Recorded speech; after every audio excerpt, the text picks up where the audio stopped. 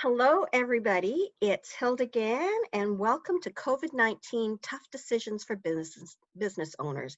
This is episode 22, The Power of Decisiveness, Sharing Business Experiences. Next slide. We started this webinar series on March 23rd in response to a need we felt that business owners and managers and decision makers needed to have. Information that kept changing daily, almost twice a day across Canada as we started to go through social distancing and have only essential services operating. We wanted to provide tips and information strategies on how to handle some of the tough decisions we were making during COVID-19. If you like us, tag us at PeopleBright or at hashtag COVID-19 TDBO. I'd like to make special acknowledgement to East Gwillimbury Chamber of Commerce for sponsoring us and participating with us in the last 4 to 5 sessions. Next slide. So today, I want to tell you a little bit about myself and then introduce my guests to you. I am the founder and principal of PeopleBright Consulting.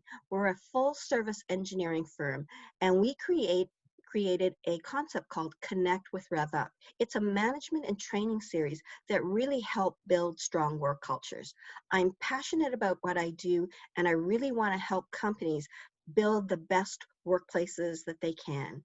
My husband and I had our own company, and we co-founded a company called iTrans Consulting. We were an engineering firm which grew from 2 people to 125 people in 7 offices across Canada. We were recognized as one of the best workplaces in Canada, top 10 twice. We felt we built a special kind of company, one where staff felt felt challenged to do work that they were passionate about. And second, to create a place where people wanted to come to work every day. And so we put our names out there and we were recognized as one of the best workplaces. My background gives me experience in IT, in professional services, in engineering, healthcare, and not-for-profits. So I'd like to introduce my panel, who you see on the side there. And I'll start with Anu Badani. Anu Badani is the founder and CEO of STEM Minds.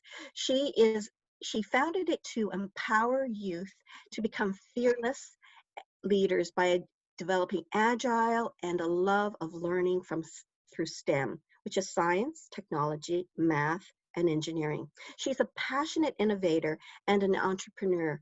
She has her bachelor's in computer science, an MBA from Dalhousie, and has completed the High Potential Leadership Program through Harvard University. Next, I have Maria Collins. She is a strategic and business-focused HR certified leader, offering more than 25 years of leadership experience with hospitality organizations. She's worked with global and national retailers, pharmaceuticals, not-for-profit organizations. Her track record of success stems from designing and implementing people initiatives that optimize performance, drive productivity, manage employee engagement during a time of change using targeted people strategies along with business objectives.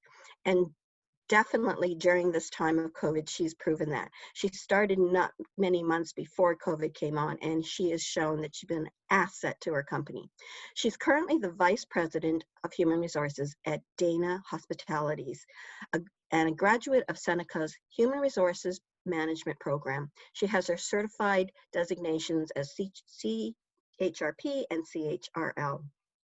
Diana Ball is the Senior HR Professional at Orem Window Cleaning. She's a strategic and tactical senior HR professional and business partner with progressive experience in generalist and managerial roles, strong knowledge and experience in corporate, entrepreneurial, and manufacturing distribution environments.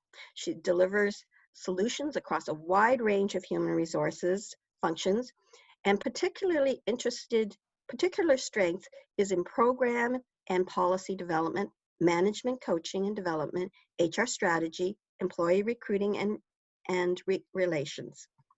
Last but not least, I'm pleased to have Alexandra Pressey. She's an employment and labor lawyer at Williams HR Law, where she practices in all areas of labor, employment, and human rights. Alexandra advises and represents employees on a broad range of issues, including employment agreements, human rights, accommodation, workplace safety, insurance, and more. She has presented on educational topics for employers and human resources, particularly a lot during these COVID times, including respect in the workplace, accessibility, legal considerations surrounding the key elements of employee relationships, such as bonuses, termination clauses. She's also written on a range of topics in human resources law, including workplace investigations, harassment, termination of employment, and major legislative developments. So I want to give you an outline of what we're going to do today.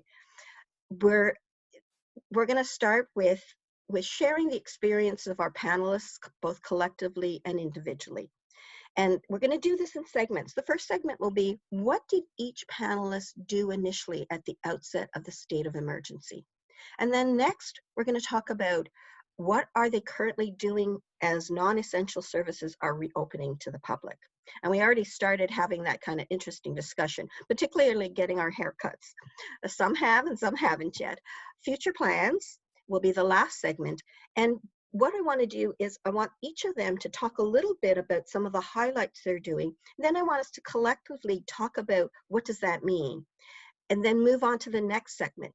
During our discussion, I would like to really have good participation by our registrants today. So if you will put into the chat box some of the questions that you might have. Our moderator, my production coordinator, is Jenny Ho, and she's the one with the picture of me on it. So if you're wondering, that's Jenny Ho. She will be helping. So please put your comments in the chat box. Have that discussion so that other people can share their experiences too. And we will bring that out during our collective part in each segment. So I'm going to stop our presentation because we don't really need it at this point. And I would like to start our panel discussion. So maybe we can start with, let's go with Alexandra. She's first on my screen. So Alexandra, could you share a little bit about what was a little bit about the highlights of what your company did? And I know because you're HR, people will be particularly interested in knowing what some of the clients were asking you. Absolutely. So I've asked each person to take 2 or 3 minutes to do this. Thank you, Hilda, and thank you for the introduction. So as you mentioned, I work at a management side labor and employment law firm. So we were actually designated an essential workplace at the start of the state of emergency when a lot of businesses were directed to shut down. But even though we technically could have had our office open the entire time, we pivoted to a different model, actually a little bit before the official shutdown, as we knew things were coming and as concerns started being raised about health and safety and the impact of the pandemic. So we moved to pretty much all of our staff working at home, except for a skeleton crew in the office, and later to virtually everybody working from home, because in professional services, we're pretty lucky that we're able to do so. And so like many of our clients, we had to spend some time figuring out the lay of the land as things were changing very quickly. And a couple of the really initial things that we had to do is change some of our in-person interactions and in-person programs. So we have a seminar that we run every spring that moved from a big conference in-person style to online. As you mentioned, one of the things that we do are workplace investigations, and those tend to be face-to-face because you want to have a conversation, you want to be able to, analyze credibility, see if somebody's telling you the truth. That moved to a virtual format as well. And we, started getting a lot of questions from our clients, also trying to figure out the lay of the land and immediately having reactive responses to the external factors that they had to deal with. So some of the initial questions we got were things like, can I lay off my employees? How do I lay off my employees? Do I have to give them notice? What does this mean for my business? How is this going to work? What do I do now? So that's sort of really where it started. And to assist employers through this, we also started building a COVID-19 related resource center in which we tried to make sure that we were on top of all the updates, and we have been on top of all the updates, but as you know, there have been so many happening. So we were, going from our once a week blog on major legal developments to a daily update on here's this new benefit. Oh, actually the government changed its mind and now the benefit is a little bit different. And now here's this other one that they announced, but it doesn't work that way anymore. So those were the kinds of questions we were getting initially, just everybody trying to figure out what was happening and what they could do and had to do right now. Great, thanks. Diane, can I get you to go next? Hi everyone, I'm going to start by apologizing because I seem to have a few technical difficulties here. I'm getting a notification that I have an unstable internet, so forgive me. Our company, our primary service is we clean windows for companies. So a lot of what we do, we can't do from home. So that was a factor for us. And as things started with being publicized with COVID, one of our employees started exhibiting flu-like symptoms, which got other people in the office nervous. So we said, that was our trigger. We said, okay, if you want to work from home, you have that option. So that's what happened. People started working from home. And then because companies weren't hiring our services because a lot were deemed non-essential, we reduced salaries, did the salary cut. And then when we were deemed non-essential, we did layoffs. So the entire company was laid off, myself included. So yeah, I remember you telling me that was tough. Yeah. Hey, thank you. Maria. Hi, thanks again for including me today. This is it's a great forum and some great participants. So I'll tell you a little bit about what we've done. And Dana Hospitality is an organization that does food service. So we do food service at various other people's establishments. So it's not our organization, it's somewhere else. So we are in different clients such as healthcare, where we would run their retail outlets, sort of like Tim Hortons, that kind of thing, or their cafeterias. We were in schools and universities, higher education, in their cafeterias, and then in different businesses within their office buildings, we would run their cafeterias as well. So our business, obviously, we're not essential service, but in some locations we need it to be essential service.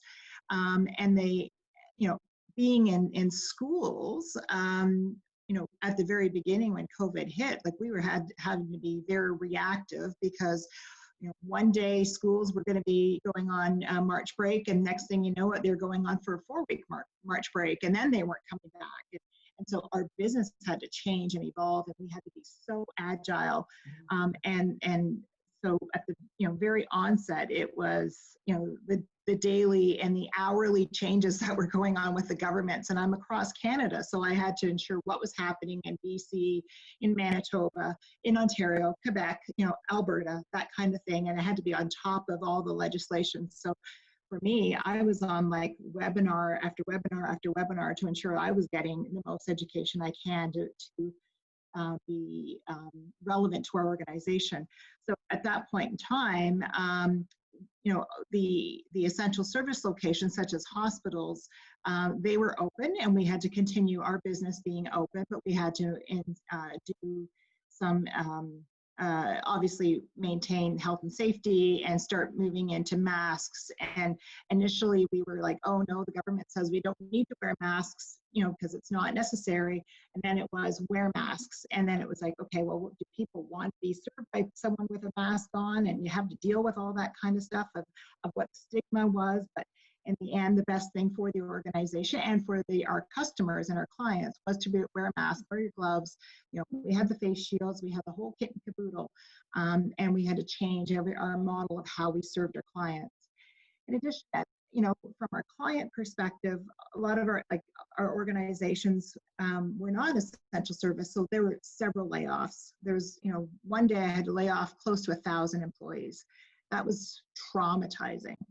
And I remember, you know, that afternoon I went for a walk around my neighborhood and ran into a neighbor, and they're like, "You look like the weight of the world is on your shoulders." And I said, "I just had to lay off close to 1,000 employees." That's just, wow, it's wrong in so many words, but you know, it was absolutely necessary. And then we had to look at our office. So, you know, we have our clients and our external field elements, but then our office, what do we do with that? And, you know, we needed to look at all the potential avenues that were out there. We were looking at different subsidies that were coming in or that existed. And we looked at work share programs and the supplemental unemployment benefit programs. And just to explain the two different ones, work share is if somebody is continuing to work, you can apply for Service Canada and have them work a reduced number of hours and get paid by the company and Service Canada. For the supplemental benefit through Service Canada is if companies wanted to do a top-up. So they would go on employment insurance and companies would give them a top-up, and very, very similar to maternity leave top-up. So in those cases, we had some clients who were very generous and kind to our employees saying, we want to give them a top up. So I had to apply for the supplemental unemployment benefit. And then our office, we decided to go on a work share program. Very challenging at the very beginning because of trying to understand how the program works. The work share itself went into, they changed. One day there was all these processes that had to happen. A few hours later, the form changed. And it made it so much easier for people to apply. And you know, it was a tough decision. It's a great program. Unfortunately, we haven't been paid yet, but that's because there is so much volume at the government, and they are still working through all those intricacies. But it still is a very good program when it works. So yeah, lots of different things. We had to move a mile a minute every day.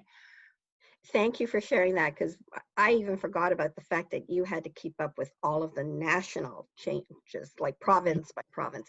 Anu, next. You're on mute, Anu. Thank you. Thank you for inviting me to the panel, Hilda. Yeah, so we were deemed unessential business when the emergency order came in.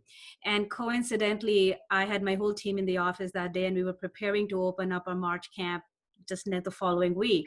So we actually had, and it was good in the sense that we were all together as a team to talk through what the shutoff meant and how together we would make the decision making. So I have a staff of 20.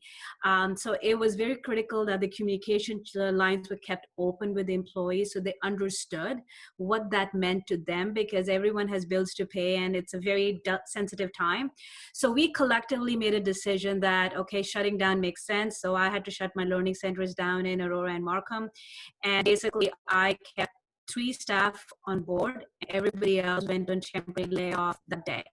And we collectively made that decision, and I made my commitment to them that I would find every way to bring them back, but they would have to just work with me as I educate myself.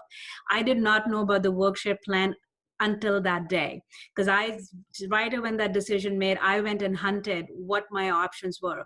So we looked at workshare plan, we looked at what benefits were going to come in. I right away applied for CEBA because I knew the moment we shut down, refunds will kick in, and that's exactly what happened.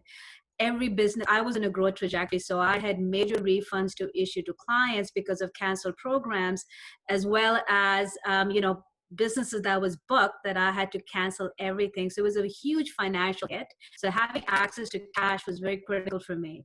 So applying for those benefits, even in those early stages, really helped me to, even the 3 staff that I kept on board, that I was able to pay them while everybody else was in temporary layoff.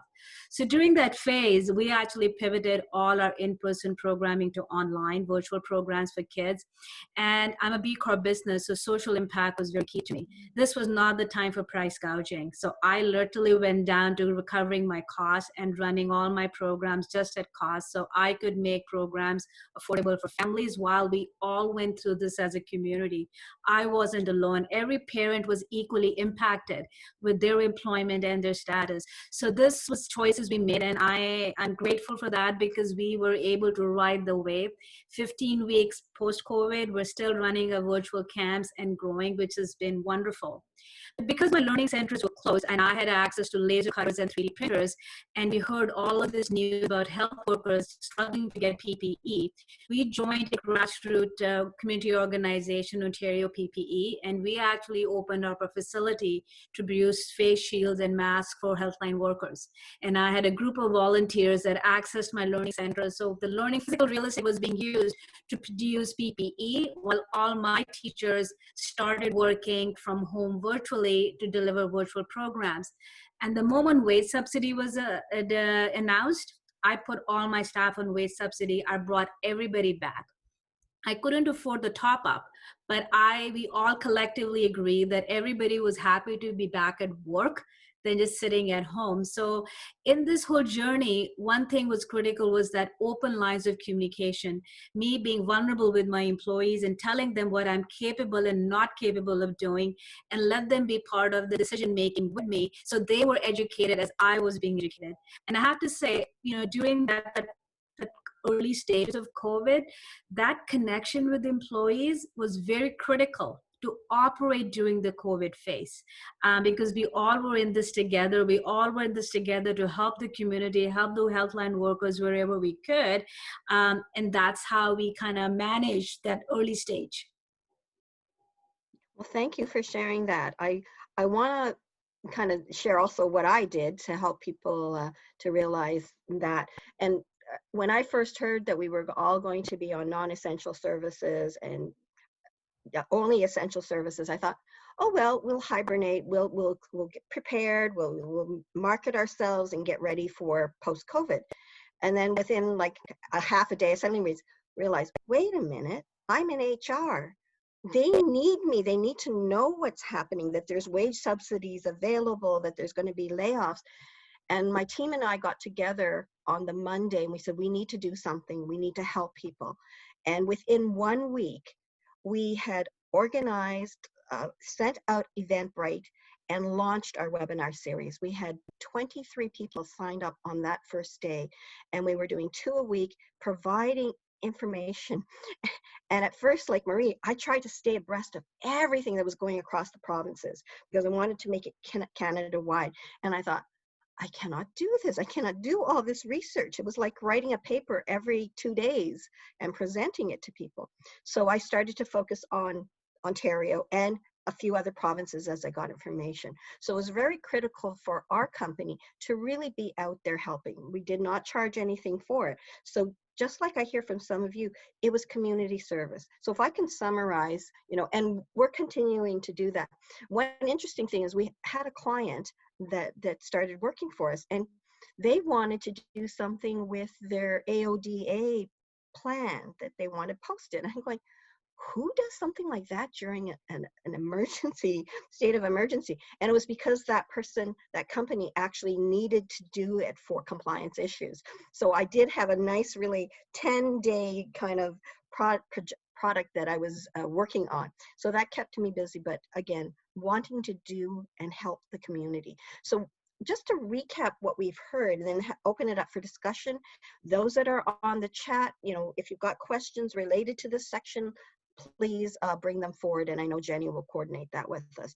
But change, we all had to learn how to change and be adaptable, and that adaptation was like 5 reiterations at least of the wage subsidy. Everybody had to stay abreast of those. Communication, key and important. Some tough decisions, layoffs and work share, and HR helping through that, and lawyers being called upon. So I think that early days, remember, we don't use that so much together. We're all in this together now, but that's what happened. And I loved how Imnu said, I kept my staff informed, and we made this decision together. And they knew that I didn't know all the answers, but I was working hard to do that. So I wanted to open it up for our kind of conversation about things. And I guess some of the tough decisions were layoffs, remote work, and work share. These were some of the key decisions. Who wants to start us off with some of the things that they felt worked or didn't work? Just a general discussion. I'll start. So from a remote work perspective, when our office went off on to work from home, I remember it was St. Patrick's Day, like it was yesterday. We're trying to do some fun stuff in the office, but yet we're also scrambling to get people computers so that they can work from home, and then phones so that they can communicate with other people and that kind of thing. So there was all kinds of change by the moment. And we also decided at that point in time that we were going to communicate weekly to all of our staff. And then as people were laid off, we ensured that we communicated on a weekly basis. We did a video every week, even if it was just to say hello and what's happening out in the business, in our locations in the field. And it was so important to keep people abreast and receive so many positive comments while people were on layoff that they didn't feel that they were alone. And we kept ensuring that they had various resources. The employee assistance program was also available, that kind of thing. So it was things that we had to do. You know, I talked a lot about work share at the same time, and trying to get people to understand what this was, and really trying to let them know that this was in their best interest, and it was a way of avoiding a complete layoff, so that they can continue working. They get money for both us and the government from that perspective. They can help us move the company forward into the new direction. Otherwise, you know, we would be really stuck in what we were going to do. And in consideration that, you know, I mentioned that although Workshare hasn't, you know, provided payment for us yet, we realize that, you know, people are suffering a little right now, and it's difficult times when there's a cutback in pay. So we did offer our employees a loan on a temporary basis until they get paid from Workshare. So it was things that we had to do just to be very quick and nimble and agile and just move when it had to be. Our company has been, we have executive meetings every single morning as what do we need to do for the day, and what decisions do we need to make, and we just make them. And you know, there was no bureaucracy or anything like that. It was wonderful that the group was able to come together and for the betterment of the employees and the organization at the same time. So yeah, that was kind of my experience at that. So I just want to, so from my point of view, what we did, which worked really well, was we actually set up a daily call at 3:00 afternoon for all employees to join in to ask questions, concerns, and I would do my homework and I would answer questions for staff and kept them abreast of what we were trying to do in the business. And then on a Friday, as announcements would come out, I actually every Friday would send a note to all staff on new regulations that came in, changes that came in, so that if they had any questions, we had a forum for sharing and communicating. And that was very well respected and appreciated by employees, because they had a way to connect. And I know, you know, mental health has been a huge issue during COVID. And I can tell you, for every employee that was on the call or talked to us, for them, just seeing their peers and knowing they were still there and they could talk to everybody meant a lot. So that connection with people was a very key part during this phase. And, you know, simple communication with the phone, email really makes people stay connected. So that worked really well. The second learning for us was virtual programming. You know, we were already ready with a virtual platform for students, but how to teach kids online versus in person requires a bit of a tweaking. It's not as same. And I have to give my team credit. They did an amazing job in how they created an in-person experience into a virtual experience with no loss of that engagement. And we made sure that even with parents, we communicated daily, like, how was your virtual session today? Can you give us feedback? And that feedback from parents really allowed us to keep tweaking our virtual programming for kids so that they got value. And I'm proud to say, during this 15 weeks, I have had over 70% clients who have have done multiple enrollments of their kids in our virtual camps. And it speaks volumes that that effort you get put in getting feedback and working with it, everyone will be there to support you. So those two were really key learnings that came out for us during that phase. When we were all on layoff, similar to Maria and Anu, I wanted to make sure that the employees felt involved and they felt connected. So I did a weekly email blast to everybody and give updates on legislative changes, answer any questions that they may have. And then I also wanted to have a feel-good segment to it. So I would say, everybody, please share something positive that happened to you this week. So one of the things I had shared was, my son is 20, and so we were doing things together like cooking and baking and playing games and cards and puzzles. And I was saying there aren't too many 20-year-olds who still want to hang out with their parents. So that for me felt like a positive. And then people would reply back, oh, I've been spending a lot of time with my dog. We've been going for walks. And somebody else was saying, lots of time for exercise now and getting in better shape, those kinds of things. So I wanted to also bring the positive sides of this into it and have the opportunity for the employees to share. Good.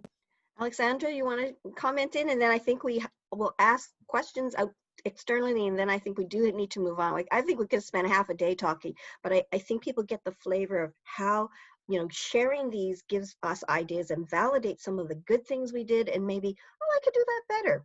Alexandra.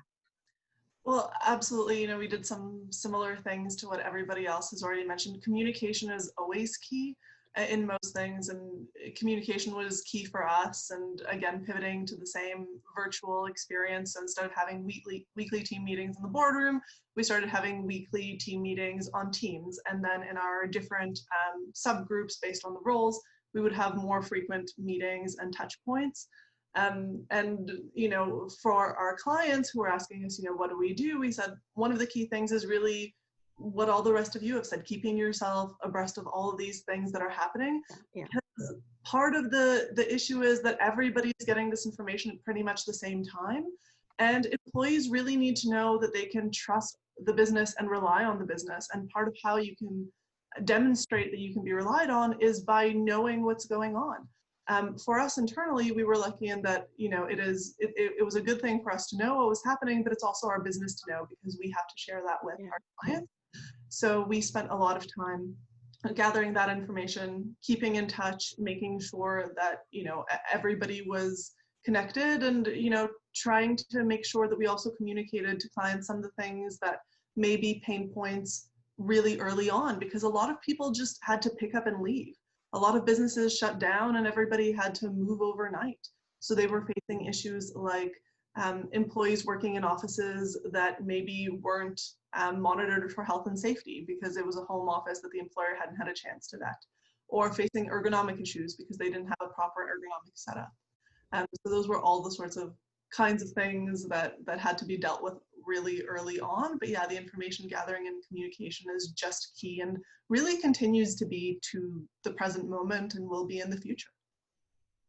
I think, we had a couple of questions we could have asked during this period, but in the interest of time, I will entertain any questions from the group. But one of the things was mental health. And I think some people touched upon it, so it's really good. It was so important, all of us, to make sure we balanced our mental health and those of our staff, particularly in the early days and even as we go forward. So we'll continue to touch upon that. I know Anu and Diane talked about that mental health. And I know early on, I tried to gather information, but once it got into the more commentary in a negative tone, I had to turn that off because that just was not helpful to me to move forward. I needed to have those positive things like Diane said. What were you doing? I remember one session that I went to and somebody said, okay, so what is some of the little evils that you're doing. Evil's not a right word. I flashed up these chocolate bars. I don't normally eat chocolate bars, but that had been a weakness. I now stopped that, but for a while there I kept saying, oh yeah, I deserve this. I had a stressful day, but it's not good for the body, really. So the waist up look is pretty good on camera right now, but we're going to work on this. Okay, any questions? I see one question in the Q&A, Jenny, but it looks like something we can deal with as we move into segment 2 about what we're doing now. Can you read the question, and we'll keep that in mind as we go into segment 2, but are there any other questions? Yeah, there's one question about like what changes, if any, are you planning to implement to create a new norm as a result of your experience from COVID-19? So for example, shorter work hours, work from home, 4-day work week, etc. Okay, so that question will be covered in segment 2 when we talk about what we're doing now and what we plan to do in the future. So I think that person will get that covered through the next 2 segments. Are there any other questions, Jenny? That's it so far. Okay, let's go to fast forward, what, 13 weeks or something to today. We got the order weeks ago that people could do essentials, non-essential service could start opening up. And some businesses were allowed to open up. Friday was the first time people got their haircuts. So pre-COVID webinar start, we talked about who's getting their haircut, who got their haircut, and how some people feel really great now because they've just come back from the hairdressers. Mine is booked for next Friday. So, okay, let's go the reverse order. Let's start with the new this time. Tell us about now that we're opening up, some of the key things that are happening with your company. Sure. So during the COVID phase, and because we were producing PPE for healthline workers, I knew that there was going to be a large shortage of supplies when we opened. So I actually started prepping up for opening probably in late April, because I knew at some point we'll be allowed to open, and the trend was very strong in terms of what other countries were doing. So I had already started ordering my PPE, my plastic, all the stuff that I knew I would need for reopening, and thank goodness I did, because I got all the products at good pricing before price gouging started kicking in.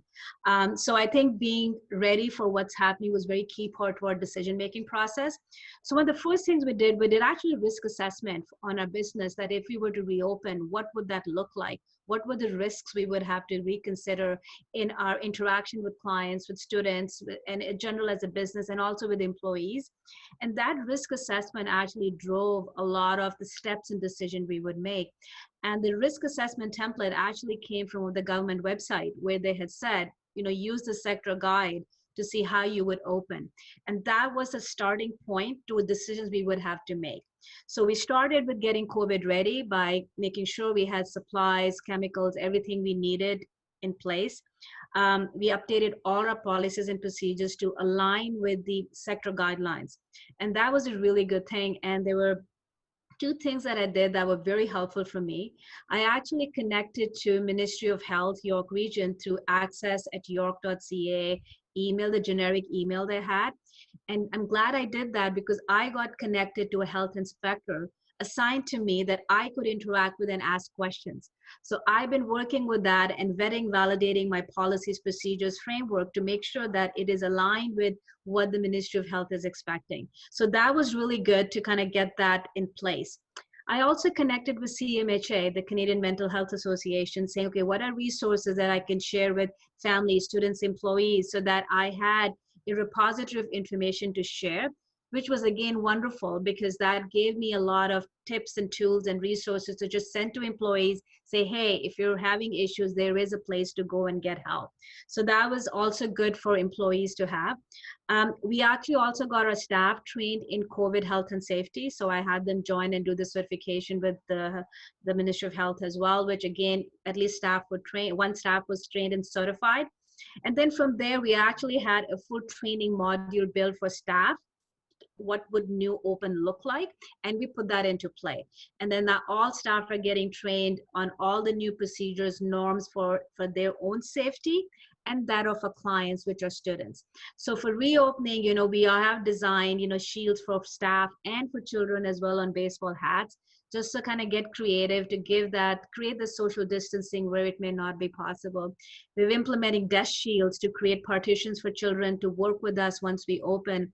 And we are opening for summer camp next week in person. So we've got all of these things designed and lined up to make sure that we were ready for opening. So the key was risk assessment, policies, procedures, making sure the disinfection and everything, those methodology framework was in place. And we are running at reduced capacity. So not all staff will be at our learning centers.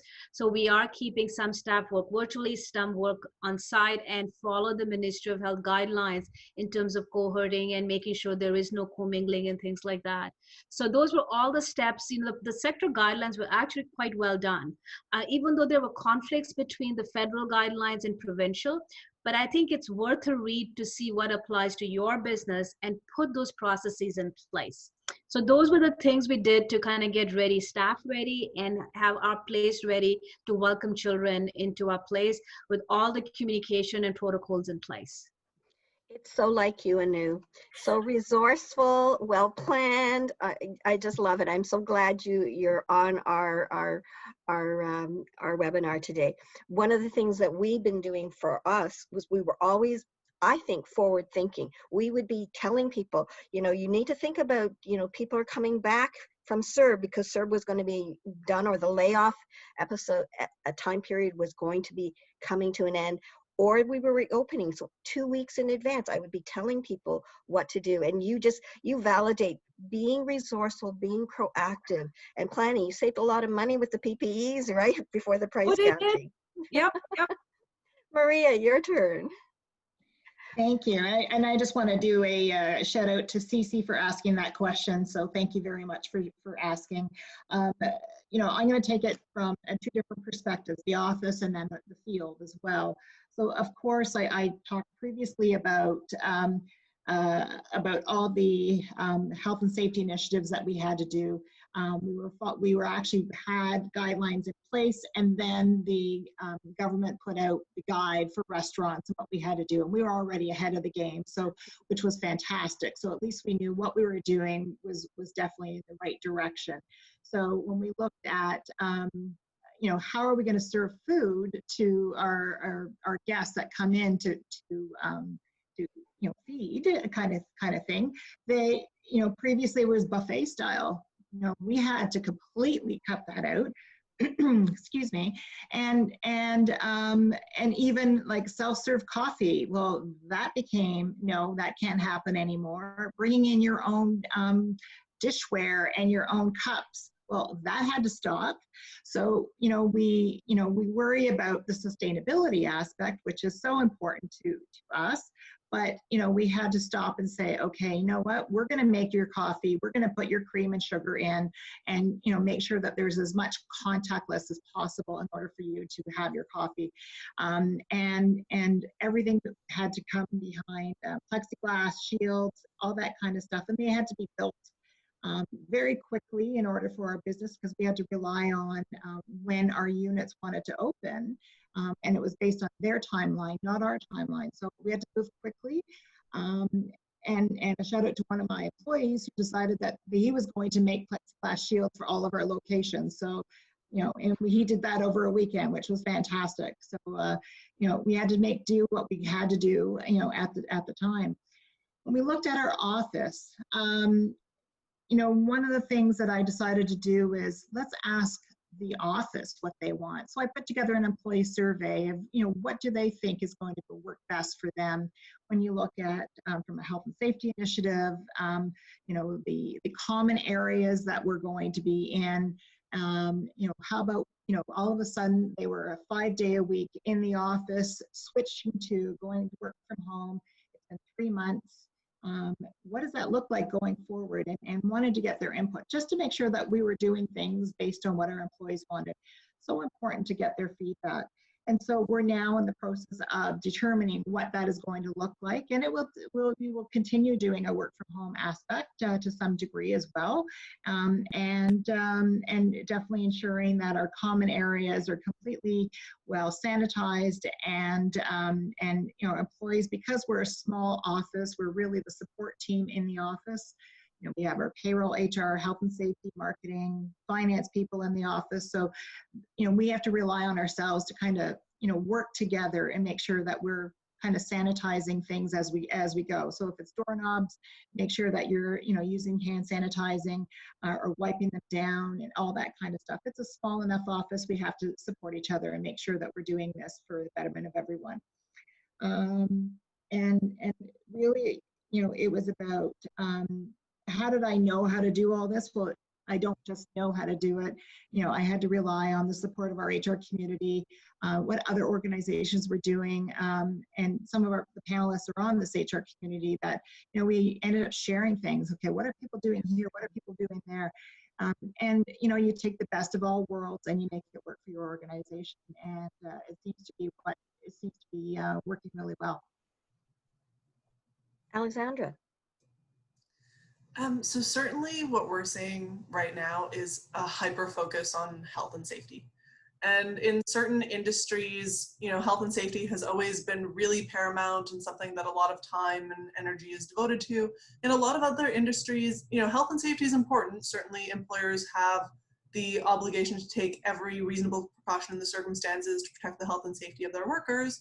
But in the traditional office environment, it's not something that people spent too much time worrying about because, you don't have heavy machinery there, you don't have things that can fall on people, you don't need, safety boots, hard hats, things like that. But now, again, we're seeing this across the board. And a lot of the things that the government has set out have been quite helpful. The guidelines that Anu mentioned are a fantastic starting point that a lot of organizations need to use. The one thing that we've been advising our clients to keep in mind, that we've been keeping in mind ourselves, is that these guidelines, again, great point to start, but they're not going to be enough for every single business. Because really it's all about doing that risk assessment and making sure that you've done it carefully for your business and your particular circumstance, because health and safety isn't a cookie cutter solution.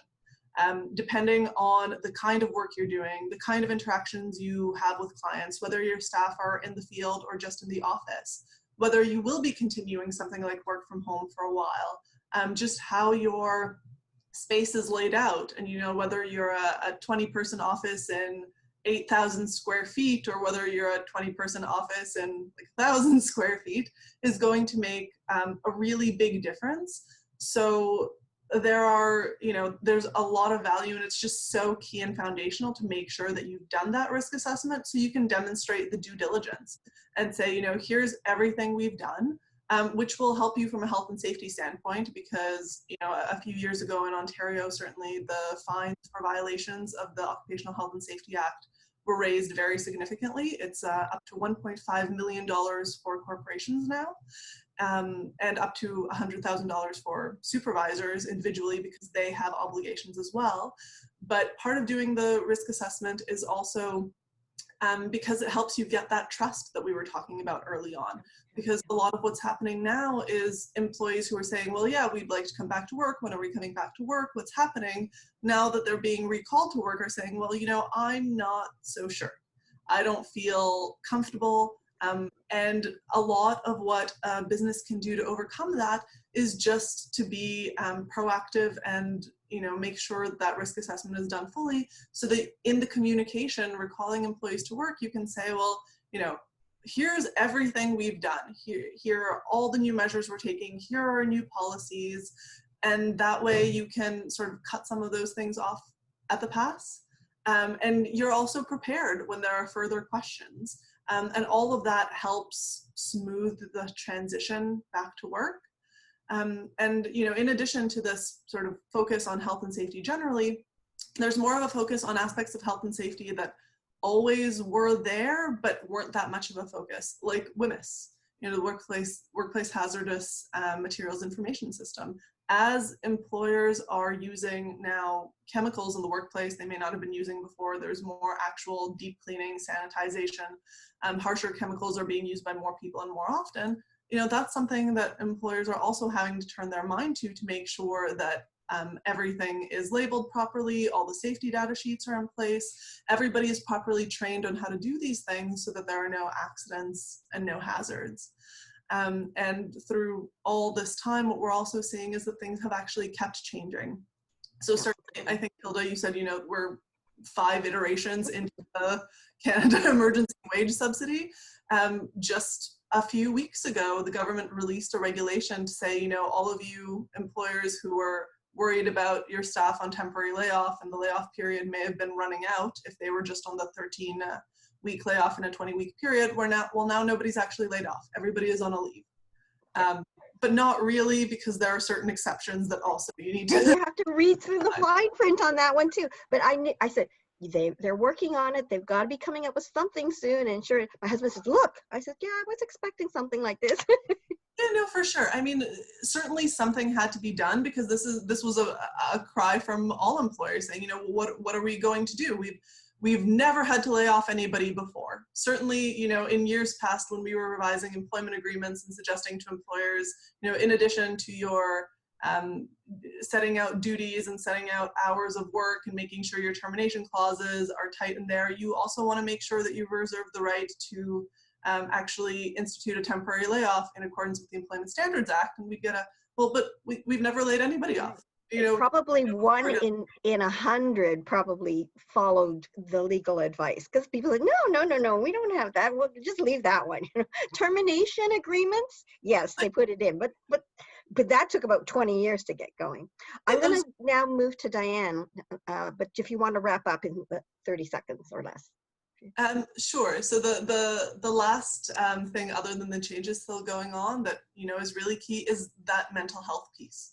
Yeah. Because certainly, that's part of the legal and HR strategy, is making sure that you're keeping on top of that. And certainly we've been hearing now that the various authorities and experts are expecting essentially an echo pandemic, which is going to be important for employers from an accommodation perspective, because certainly in addition to work refusals related to health and safety, employers are going to be seeing work refusals potentially related to accommodation, clinical anxiety and depression, as people are saying, I'm too scared to come to work. Not, I'm a little bit worried. That might not necessarily trigger accommodation obligations, but I'm scared and I just can't leave my house. That's something that employers are, going to be dealing with for a while now. That's a good last point. And I think in our roundtable together, I think I'll start with the mental health focus to make sure we get that one covered. Diane.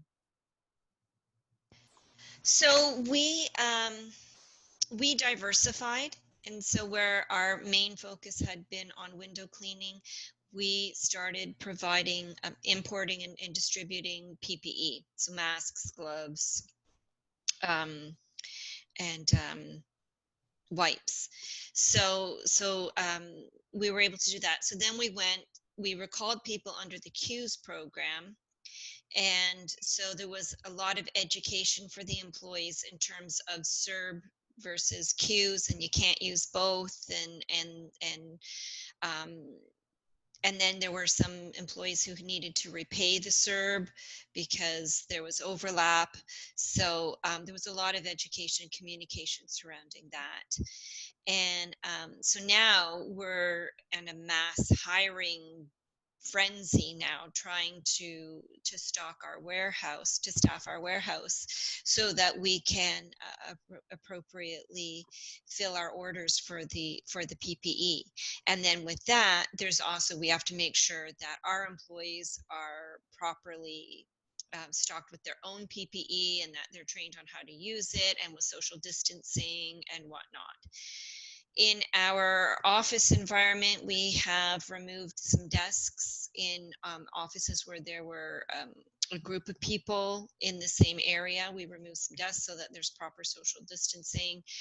We have been able to put employees in individual offices for working in the office.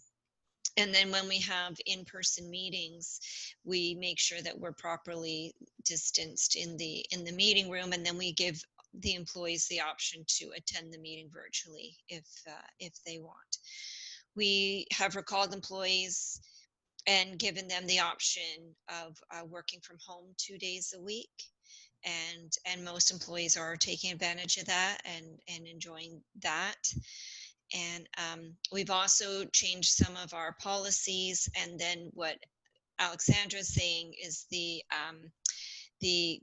layoff clause. We've added that into all of our new agreements, and we've looked at adding a work from home policy and a pandemic type of policy, those sorts of things. Cool, thank you. One of the things I want to focus right now on is that mental health. That's so vital and so key. And I think communication, building trust with your staff will be one component. But think of it pandemically, overnight, our whole world has changed. You know, we're all in isolation. Some of us are fortunate to live in isolation with families, but some are individuals who are living alone in a high rise with no balcony. That's a form of social isolation that's harder than being socially isolated with a family unit of 5. Like I have 5, and we were bumping up against each other on day 1, 4 of them working remotely from home. Thank goodness we have bandwidth to it. But at least I now feel that's a positive. Every night there's 5 of us at dinner. I have to cook for that, but every night we're, you know, there at dinner. So mental health, the stress that people are going through, the families, the finances, the uncertainty, the ever-changingness. Some of us like people, some of us like change, but those who are used to only doing something, you know, each of us has a way of adapting to the changes that we're making. So how are you finding yourself adapting and your staff adapting? Share some of those. I know some of you have touched on it already, but let's share some of those things. If I can start, like for me, I think what I have done is, because I know my staff well, I know some who can handle stress better than others. I have made a personal effort in connecting with them one-on-one personally and saying, you know, can I do anything to help you? What are you doing? Making personal conversations, not necessarily always related to work, to making sure that they understand they're not alone. We've also created forums for employees, just as you said, to talk about personal things that kind of takes away some of the negativity and just create a positive environment for conversation. So we've been encouraging that to do. Sharing resources that are available has also been helpful. So from a work perspective, you know, everyone has to deal with their mental health in their own personal way that works for them. I can offer them resources, opportunities, and make sure that I am there for them as much as I can. Then the rest, they have to take care of it for themselves. So that's kind of been for the employee side.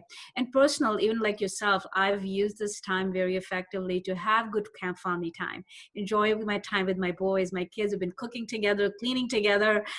Has been a big part of the whole routine at home. But we find positive ways. Like, you know, when you're in a negative situation, finding those positive moments, I think is really key to kind of get over the hump.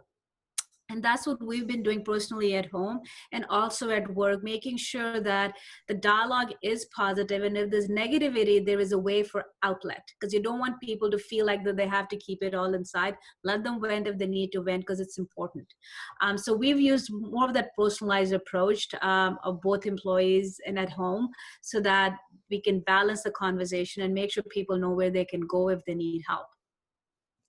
I think acknowledging that human aspect is really important and has been helpful to a lot of organizations. Certainly, we've tried to keep some of our, because we're a close-knit group. We're a smaller office, and we, you know, would do social things together and would, you know, just chat outside of work. So we've had Zoom trivia nights, for example, just to keep everybody connected. And we actually also had threw a surprise digital baby shower for a colleague, which is more complicated than you may think, because it's really hard to make it a surprise and also virtual and have everybody on there. And you know, things like that, just keeping in communication, acknowledging these issues. Certainly from a personal standpoint, I've taken up cross stitch again. So I find that very relaxing. You know, you're focused on something, you got to be counting, you got to be working with the needle, so you can't be worrying too much. about other things. But yeah, again, that just, communication and making sure as much as possible people don't feel isolated. They know that they're not alone. Hilda, I think as you said, in a box in the sky somewhere in downtown Toronto where they don't see another person or have a conversation a week at a time. Maria, then Diana. Yeah, similar stories. And the one thing that's different than what's already been mentioned, I did a couple of blogs to our staff and really made them comical. The gift of laughter, and it was, it's facing what we're all facing, and what do we do about it? So I talk about, hey, we're sitting at home eating chocolate or that kind of thing, and really talking about, how we can do other things as well.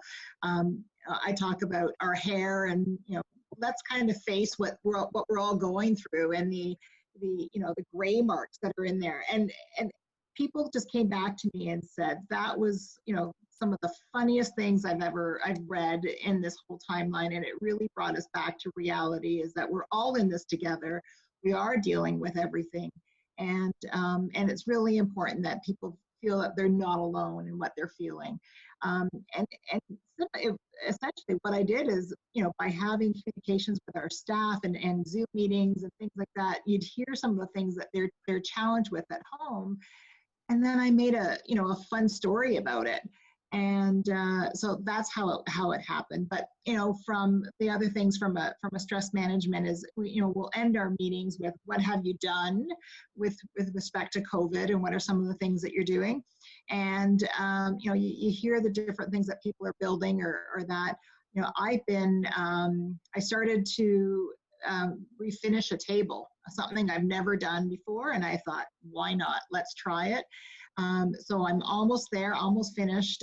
But then I started staining, the weather was great last week, so we were able to, stain the fence outside and start we stained our pool house and really getting our gardens growing. And now I have a whole pile of vegetables that I focus my time on as well. So it's really about take some time for me, sit back and smell the roses, because all this is happening behind us.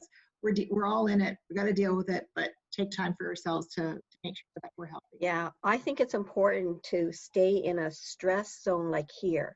Once you get above here, you become unfocused, non-productive, and just overwhelmed. So always think about yourself, and how do I make sure that I stay in my optimum stress zone? Exactly. It's very difficult. So Diane, you're on mute, so unmute and share. So what I've been coaching employees and managers during this time, saying that the employees at this time, I think, really need to be flexible and patient, and then the managers really need to be accommodating and compassionate. So we need to really be listening to our employees and really talking to them. But you know what, I know it's stressful that you're not at full salary, that you're being brought back under cues, but we're all there. You're not being singled out. We're all there, and this is temporary.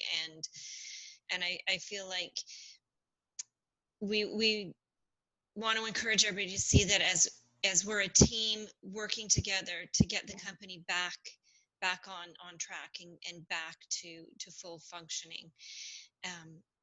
So I feel like those kinds of things, those kinds of messages are key and important right now. And as the news said, it is a shared responsibility. At the end of the day, you are there to help and care. And if you do that, they'll remember that you were there for them during the crisis. They have to be supportive. I wish we had more time, because Alexandra gave a good point about the fact that, depression will be number 2 leading cause of diseases in 2020. And there will be people that will come forward expecting accommodation, and we do have to accommodate that. And there is some legal ramifications if you don't. So I just want to make sure I emphasize that point for people. We do have a couple of questions. It's already 11:05. I do want to move on to 3, but I want to answer some of these questions. So do you want to share them? I hope you answered the first question that Ceci had, but she has the second question now, and Adriana has a question, right? Can you read those out to us, Jenny? Yeah, so we have one saying, do you see a need to create a pandemic fund for employees, something that employees can pay into and the company can match a certain percentage as an extra financial net for employees? So I just answered that, we didn't do that. It's a great idea, but when you have so many people laid off, it's hard for them to contribute into something when they can't afford to. So as I said earlier, we did a short-term no interest loan in order to help people with immediate financial needs. I think most companies don't have that kind of money to do that, and the large ones like yourself, Maria, came up with something that could at least support. Any other comments before we get the next question? Okay, the next one, Jenny. Yeah, has anyone had to manage employees who have allergies or other COVID-19 like symptoms? Should you force them to get tested or supply a doctor's note? So if I can go first on this one, if that's okay. We've had a lot of that. So I think we have a lot of nervous employees. So if somebody gets flu-like symptoms or cold-like symptoms, it makes the employee nervous as well as everybody who's working around that employee. So our response to that has been, okay, go get tested. And they're really easing up on the testing now. It's much more available. There's assessment centers. We'll research for them and tell them here's some addresses where you can go for assessments. We'll put them on leave for the 14 days. Apply for CERB. CERB is now available in 2 blocks rather than 4 blocks, 4-week blocks. So that's helpful for them. And then thankfully, every single one of our employees who has been assessed has come back as negative, thankfully. But that's, we support them and their time and the employees around them help ease the concern and the stress related to that. If I can add as well, so because we work with kids, I actually very specifically got guidance from Ministry of Health on that specific question. And the guidance was that if an employee shows any symptoms of illness, they should go to the online self-assessment tool, understand the risk, get COVID testing. If they're positive, they have to stay quarantined, and everyone who was in touch with them. That's why cohorting is really key. That whole cohort has to go into quarantine. And if that person was in a office space, that place has to get disinfected and cleaned up before you reopen again. If the person was tested negative, then they can stay home till they recover from the flu, illness, whatever it is, and only then come back to work. So the ministry has issued some very specific guidance on it that is available on their, like the toolkit they have with all the resources. Cool. So let's move on to the last segment. We've got 20 minutes left. So I would ask that people just try to cut this snippet down to about 1 or 2 minutes of what are you thinking about for the future? You know, just things that you'd like to share with our the group. So I will ask Diane to start. You're on mute.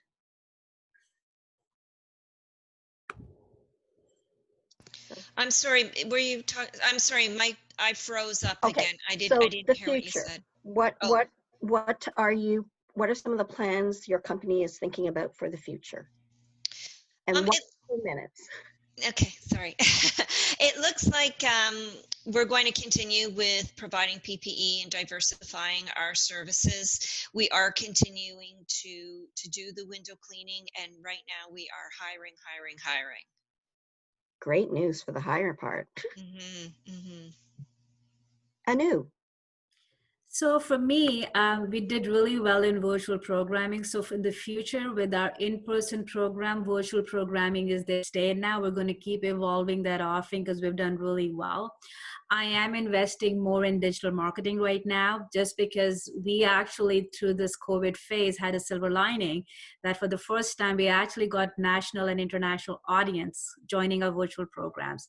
So I want to leverage this opportunity and actually go international. So right now, I am working on a very targeted US expansion plan through my virtual programming. So COVID had its issues, but it's also created this huge opportunity for me for the first time to go national and international with a virtual offering. So that's going to be our goal. And I hope that we will service more kids across the globe and make STEM education more accessible, which fully aligns with the mission vision we started. So there is a silver lining, and I'm super excited about it. I'm just tingling, smiling. You and I have known each other for about 3 years, and I've watched you grow and know that you wanted to go international in about 3 years' time. So that's cool. And I sort of wanted to do a webinar, and I've done webinars before. This has forced me to create a weekly webinar, bi-weekly at first. And I've had people from Israel, Philippines, UK, Australia sign up. I go, whoa. So there is positives to be had from what we were forced to do. Start a webinar on a dime, Hilda. You've done it before, but now you're going to do it regularly. You're going to do it in a week. Maria. Again, some of the things that have been said already. So it's really focusing on like the return to work and what that's going to look like going forward, staggering shifts, some more work from home, that kind of thing.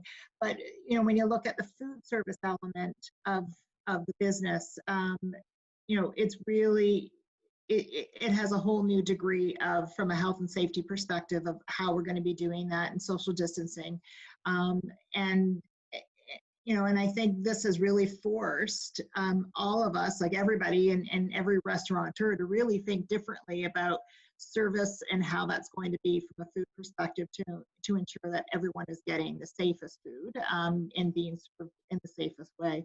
So we're definitely continuing on that aspect of ensuring that that is done, but also looking at what other types of contactless opportunities do we have in our business. We're looking at apps for in universities. You can order through app and have it ready for you, very similar to what a Starbucks does and that kind of thing.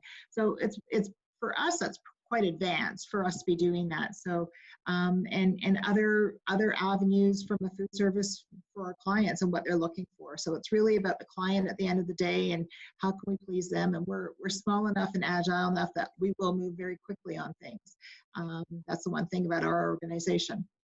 I love how you say you're small enough and agile enough. You had to lay off 1,000 people. So yeah, we're so that can't be that agile to have. How many staff again do you have? How many employees? 20? We have currently active right now about 300 and change. Yeah. Okay. But before COVID we had almost 1,500. Yeah. So when you use that word agile for 1,500, all the more power to you. I think one of the things that COVID has taught us is we can do things faster than we ever thought. For the banks to create that CEBA within a matter of weeks, think of the engine and the software that was done to create that and communicating with every branch. What would have taken them a 16-month to 2.5-year project, they did in 2 weeks, right? Yeah. So we've learned that we can always adapt. What we said we would never do, like my favorite ramen place would never allow takeout. Guess what they're doing now? Yeah. And then we as people are a little bit more adaptable and we're a little bit more forgiving. So if you don't get it perfect, no one's going to get too hung up about that. And people love to wait in lines now to get into grocery stores to buy, the few things that they're doing. Alex. So, what we've been doing, because we like to walk the talk, as it were. So we think about, what should organizations be doing? And then we try to implement that as well. And really what's key here in the coming months is being planful and considered. not rushing to the mark and making sure you don't jump the gun as you're going through all your processes. Because certainly when everybody left, a lot of organizations, like I said, had to just pick up and leave and, move to their next normal immediately. And the return to work really shouldn't be like that. You can't just, pick back up and restart again, because as we've been talking about, so many measures put into place, there are so many things to do. And it's really not going to be like nothing ever happened. And like you all said, in some ways, that's a good thing, because businesses right now should really be taking stock of the changes that they've implemented that could lead to cost savings in the long term, that allow them to leverage different skills of employees that may have come out through this process, or different tools, different platforms. Maybe working from home means you don't have to be paying your rent on as big an office space as you have. Maybe you have more productivity and employees like it more. Maybe it doesn't work for you, and that's okay, and you have to roll that back. But it's just about really, taking stock of the changes, thinking it through, because right now, the only thing that's certain is that everything is uncertain. So, talking about going back, but the organizations who were saying, yeah, we're going to be coming back in September, now we're hearing a lot of organizations, well, maybe January. And who knows if there's going to be a second wave, who knows what's going to happen next. It's just about, planning it out, making sure you have all your ducks in a row, and not being in too much of a hurry, before you get everything sorted out, and have a good basis for everything that you're doing. Rely on those authorities that you have to help you. I know those that have, heard some of my webinars have heard me when I talk about crisis, because we are in a crisis. We've been in this crisis, and the Chinese character for crisis, because we don't have an alphabet, we have picture words. So the picture word for crisis is actually composed of two words: danger and opportunity. And so in this crisis, we need to identify what those risks are, that danger, but also look at the opportunity, and then move forward with that. And in a thoughtful way, as you've talked about, because we don't need to rush. And I think what we've heard today is about communicating and involving your staff in that kind of communication. I know at People Bright, what we're planning to do is, I'm a work culture specialist. I won that top 10 best workplaces in Canada. So I'm really pivoting the training programs, manager training programs I had, to make it virtual. Because managers are the key. They are the pivotal point. They can make a culture even more positive. They can give opportunities for staffs, as somebody mentioned earlier. Look at what the person's good at. When we're going back to work and reconfiguring, look at their strengths and use that uniqueness and build on that, because that's going to make a stronger work culture. So I'm planning to take my Rev Up training program virtual. So that's what I'm doing now for my future. So what I want to do is, as people are putting things in the chat box, because we want to open it up, and I want to give 5 minutes to thank people and ask what's next for them, as well as just wrap up with upcoming sessions.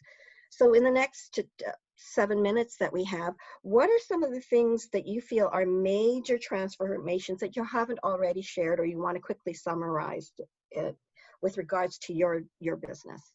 Sorry, and as well, you could take the chance to answer the question that Cece had before. What changes, if any, are you planning to implement to create a new norm as a result of your experiences for COVID-19? So shorter work hours, work from home, 4-day work week, and the like. Great, thanks for reminding us of that. So if I can just quickly answer that question from a small business perspective like myself, I think giving employees flexibility is an implementation we are doing. So if my employees have vulnerable family members at home, I am making them a work environment that caters to their needs, and that's what I'm doing. So there are changes. Obviously, programming is one of them, and how we're going to generate revenue in the future is a strategic discussion and thought process we're going through right now, because it will not be the same as before. So COVID has given us some things that we really need to do short term, and others are more long term that, I know it is as a small business like myself that I will be looking at. Others. I think the working from home piece is going to be a competitive advantage going forward. I think it's going to be expected. And I noticed that I'm seeing it in a lot of job postings that there is the option to work from home at least part of the time. So I think going forward, that is going to be an expectation that employees are going to have. Certainly survey polls both from employers and employees are showing that the hybrid is going to be the way to go. Most employees don't want to just do, stay at home.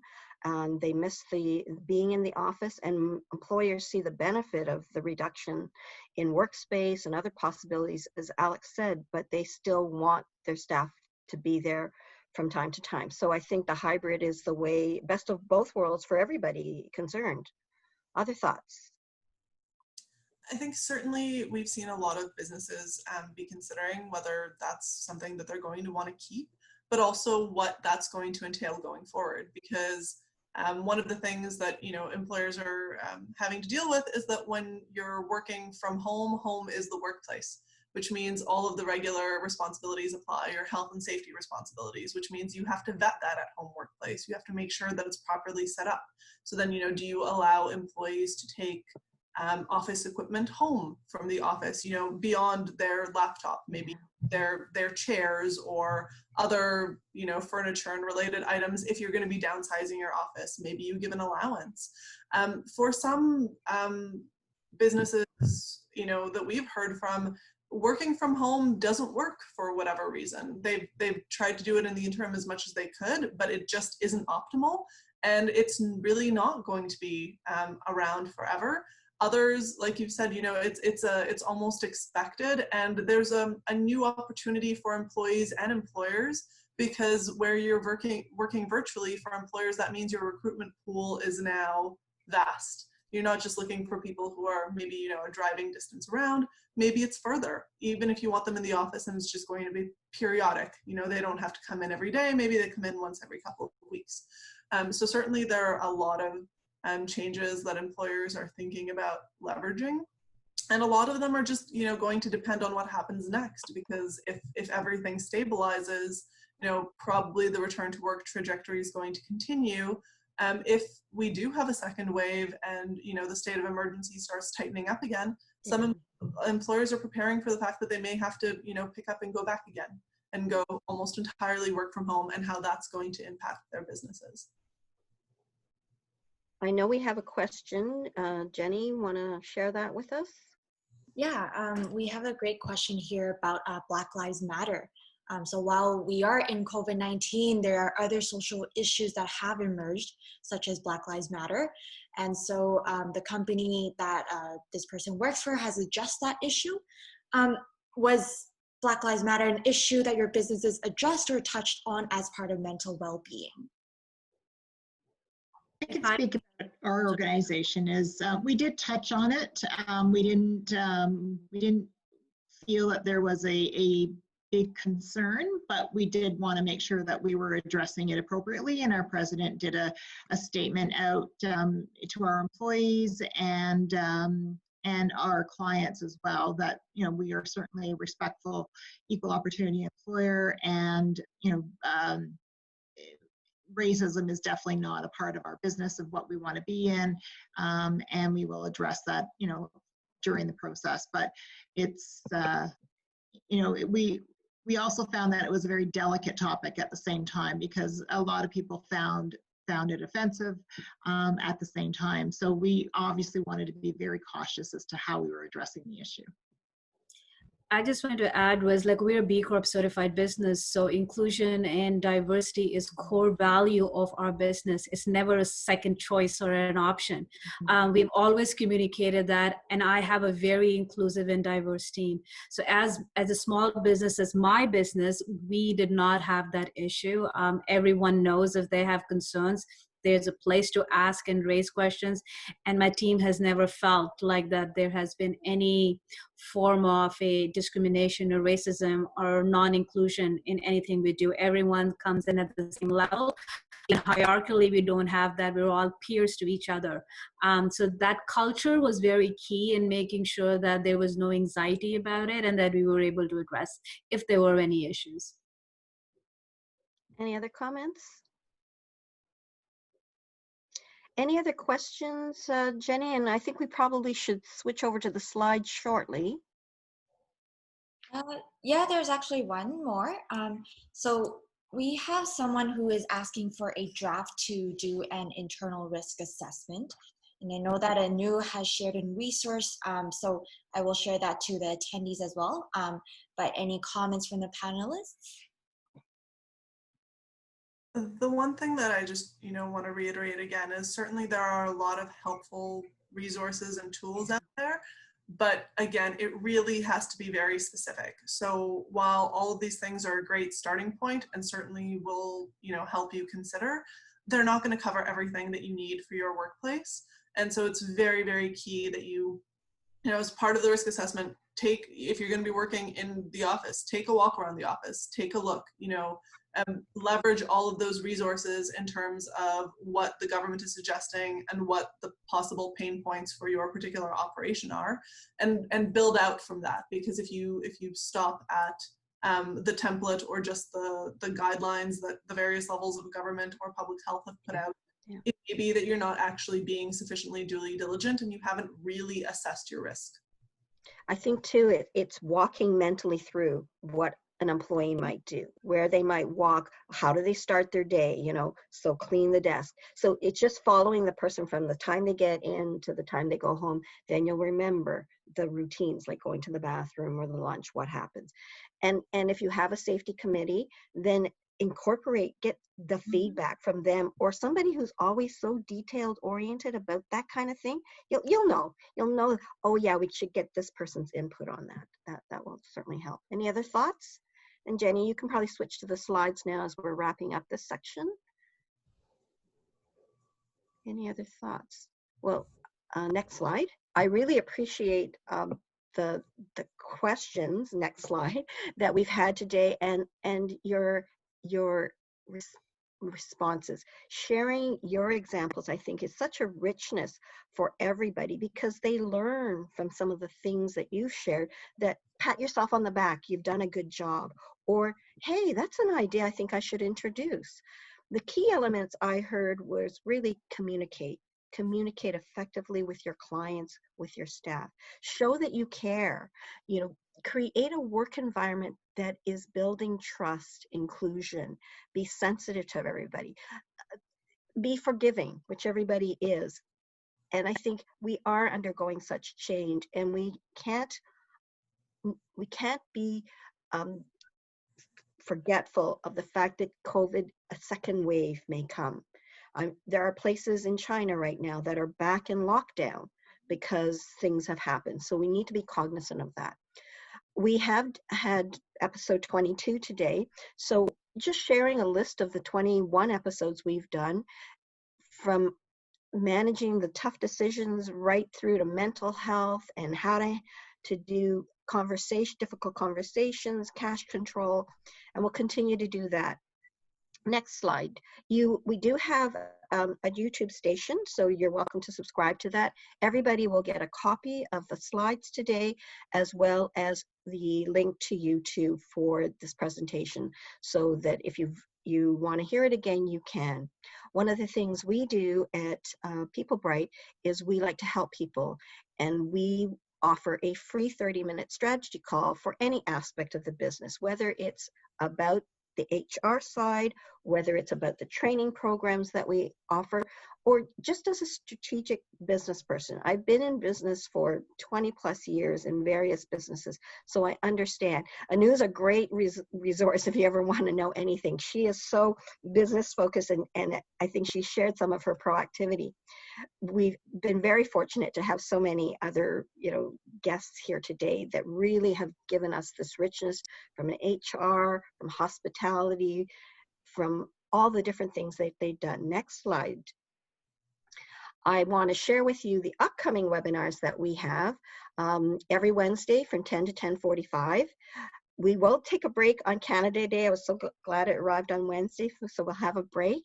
we are doing one special with Staples. They have a Spotlight virtual event. So I'm actually going to talk about my Rev Up concept and how you can rev up your inner confidence, whether you're a business owner, you know, a mother of 5, or you're a business owner, or you're HR. Anybody can take this. So I will focus on what Rev Up is and how it really can help you build inner confidence. We'll resume on Wednesday, July the 8th, on how to manage underperformers in the workplace. So strategies and tips on what you can do for that. I want to thank my guests, Alex, Diane, Maria, Anu, and I want you to share some information about what's next for you. If there's an upcoming event or your business you want to kind of share with us, please do so. And I would like to also thank the East Gwillimbury Chamber of Commerce. But Alex, start with you. So certainly we've been doing a lot of complimentary webinars for a lot of different associations about COVID-19 and the various impacts. So as I mentioned, we do have a COVID-19 resource center on our website. I believe it is covid19.williamshrlaw.com. That does include a list of speaking engagements as well as updated resources that anybody who's interested can definitely take a look at. And Diane, I know you have to leave right at 11:30, so if you want to leave right after this, please do so. With my apologies for forgetting you first. Thank you. Thanks for including me on this panel. Thanks everyone for coming out, and I hope everyone enjoyed this session. As I mentioned, my company has diversified. We're now offering PPE. So if you are in need of any of the PPE, you can check out our website at happyhands.com, I think it is. Or feel free to reach out to me. I can put my email address in the chat box, and I'd love to hear from you, and feel free to reach out. Thanks, Diane. Maria. Thank you again, Hilda, for including us, and thank you to our wonderful guests for listening to us and asking the great questions. As far as our organization goes, we're in food service, so our thing is what we do is we do everything fresh and we buy everything local. So you will not get a frozen item out of our locations at all. So everything is fresh, made that day. So if you need any catering, if you need any food service avenues, cafeterias in your businesses or anything like that, let me know. I'll be able to help you out. Thanks. Anu. So I was going to say, during the COVID, as we've been doing virtual programming, we've seen a lot of trends and patterns where younger kids, I would say 8 to 14, struggle in computer skills. So we've launched free resources, free courses for kids to kind of build up their technical skills as they get to learn more and more working in a virtual learning environment. So I would love the guests, and if in your network you have kids and families, to look out for our free course so that they can build the basic computer skills and join our virtual programming, because we are definitely running virtual summer camps, and even in the fall, we plan to offer a lot of virtual programming. And if you live in the New Market, we are doing day summer camps. So, and we are in a reduced way, much reduced than we've ever done, but that's okay. If you're desperately looking for your kids to have a fun time, we're there. So again, Hilda, I just want to thank you to inviting us to the panel. This was a great forum, and thank you to awesome listening to all the panelists, and also thanks to the guests for giving us the opportunity to listen to our stories. So thank you. Thanks so much. Thank you. You're welcome. I think I'm so grateful that all of you agreed. You bring such a richness of diversity to this, and I think it's such valuable information that people will learn from. So I'm planning to make sure that people get a copy, and we're going to put it on LinkedIn and say, look, you got to listen to this, because this was amazing. I really, really enjoyed it. I want to bring Lauren Davies back to say a few words, and then thank everybody for being here. Yeah, I just want to say thank you again, Hilda and Jenny, for putting on another great session. We've been partnering with Hilda for the last, I think, 4 or 5 sessions now, and they have all been fantastic. I've been sharing with the other Chamber of Commerce in York Region as well that they need to hop on board on this, because these are great sessions with a lot of really good information. So thank you to all the panelists today. Your information was very insightful. Great to hear about a variety of different business sizes and how you guys are handling and managing things. And it's good information for me to even pass on to any members that have questions for me, that I can share some things that I have heard from you guys. So really appreciate you all being here, and thank you very much. Yes, I am so pleased how this turned out. I'm so pleased of, all the diversity of your experiences and the richness and the wealth of knowledge you've just given to so many people. So I'm encouraging people to share this and let other people listen to this, because this has been so, so valuable. So Alexandra, Lauren, Diane, Maria, and thank you from the bottom of my heart for being part of this really, really super, super webinar. And to the guests who've taken an hour and a half of their time today, I hope you found it valuable. I'm sure you have. And thank you for being part of this session. Thanks a lot. Have a great day and stay safe, everybody. Bye.